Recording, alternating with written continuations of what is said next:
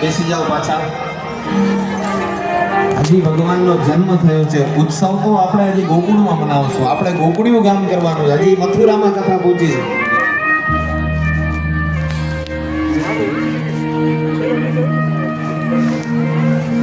ભગવાન શ્રી કૃષ્ણનો રાતના 12 વાગે જન્મ થયો. જેટલા પાપી માણસો હતા એ બધાને માયાએ સુડાવી દીધા છે. ભગવાન વસુદેવજીને કહે છે કે વસુદેવજી, મને આ ટોકરીમાં બેસાડી અને ગોકુળ મૂકી આવજો, અને ગોકુળમાં ત્યાં મારી માયાએ જન્મ લીધો છે એ માયાને અહીંયા લઈ આવજો. એક સાથે બે જન્મ થયા, એક માયાપતિનો ને બીજો માયાનો. જ્યાં ભગવાનની ટોકરી માથા ઉપર મૂકી વસુદેવજીએ બંધનો ખુલી ગયા.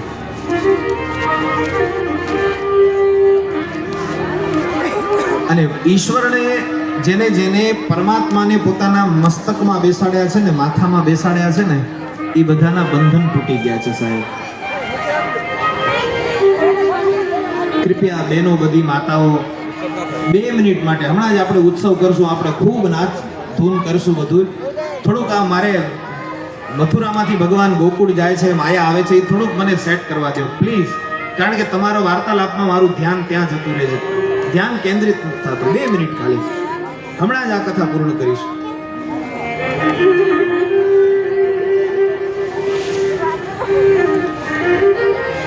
બ્રહ્મને જ્યાં મસ્તક ઉપર મૂક્યા, બધી બેડીઓ ખુલી ગઈ. અને ત્યાંથી ગોકુળથી જ્યારે પાછા આવે છે ને, ત્યારે માયાને મસ્તક ઉપર લઈ આવે છે, એટલે પાછા બંધનમાં પડી જાય છે.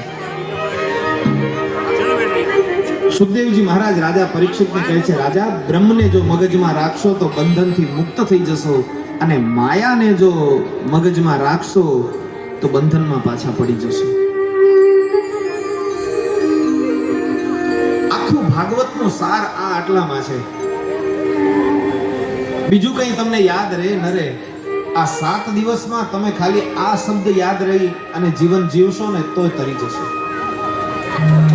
વસુદેવજીએ કૃષ્ણને માથા ઉપર મૂક્યું, બંધન ખુલી ગયા, માયાને લઈને આવ્યા, બંધનમાં પાછા કારાગૃહમાં પડી ગયા. માયા એટલે જ્યાં જ્યાં માયા હોય, મોહ હોય, એ બંધન કારક બને છે.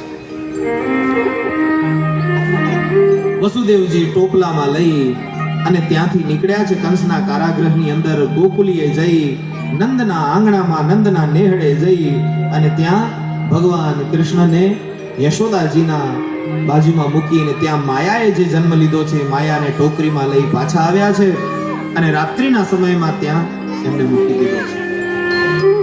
અહીંયા એક બહુ સુંદર આના વચમાં ઘટના ઘટી હતી. જ્યારે યમુનાજી પાર કરતા હતા ને ત્યારે યમુનાજી ખૂબ ઉછળ્યા છે, ખૂબ ઉછળ્યા.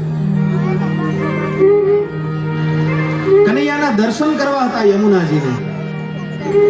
એટલે કનૈયાએ યમુનાજીને કીધું કે યમુના, ભવિષ્યમાં તારા ને મારા વિવાહ થશે,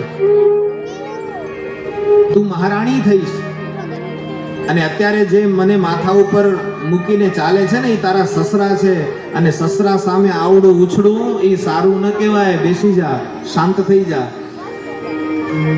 બહુ સુંદર બોધ ભગવાને અહીંયા આપ્યો છે. અને યમુનાજીના જળની અંદર કનૈયાએ પોતાના જમણો પગનો અંગૂઠો સ્પર્શ કરાવ્યો અને યમુનાજી શાંત થઈ ગયા છે. પછી એ ગયા અને પાછા આવ્યા છે.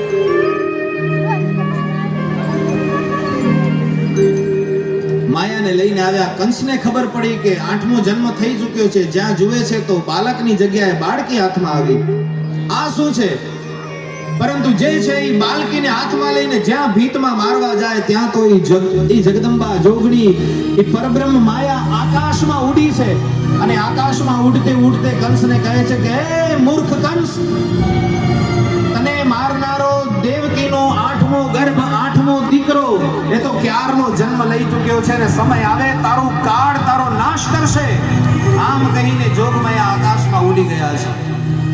ભગવાન કૃષ્ણએ યોગ માયાને આશીર્વાદ આપ્યા છે અને યોગ માયાને કહ્યું છે કે જાઓ, તમે જે મારું આ કાર્ય કર્યું છે, કાર્યમાં મને તમે મદદ કરી છે, હું તમને આશીર્વાદ આપું છું કે સંસારની અંદર 9 દિવસ સુધી બધા લોકો તમારા ગરબા કરશે, બધા લોકો તમારી પૂજા કરશે, બધા લોકો તમારું અર્ચન કરશે, 9 રાત્રિઓ સુધી તમારી ઉપાસનાઓ લોકો કરશે. આ નવરાત્રિ થાય છે. ભગવાન કૃષ્ણએ માયાને આશીર્વાદ આપ્યા છે.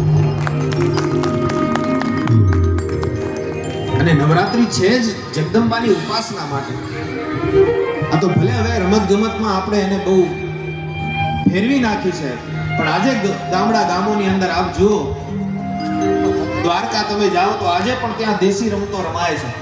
ગામડાઓમાં આજે પણ રમાય છે. ખાલી એક ગરબી હોય, ગાવા વગાડવા વાળા કોઈ નહીં, વગાડવા વાળા ઓલા મંજીરા વગાડે, પોતે વગાડતા જાય અને એનામાંથી એક ગાતો જાય અને બાકી રમવા વાળા ઝીલાવતા જાય. આવા ગરબા થાય છે આજ બેન દીકરીઓ. આજે પણ એક બેન ગાય અને બીજી બધી ઝીલાવે, એ રીતે આજે પણ દેશી ગરબાઓ થાય છે.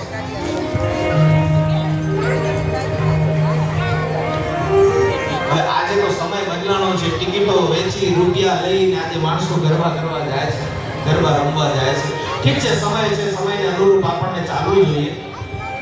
પણ મૂળ વાત હું એ કરું છું કે નવરાત્રિ છે એ માં દુર્ગાની ઉપાસના છે. ભગવાન કૃષ્ણએ આશીર્વાદ આપ્યા અને ભગવાન કૃષ્ણ ગોકુળમાં ત્યાં પહોંચી ગયા છે.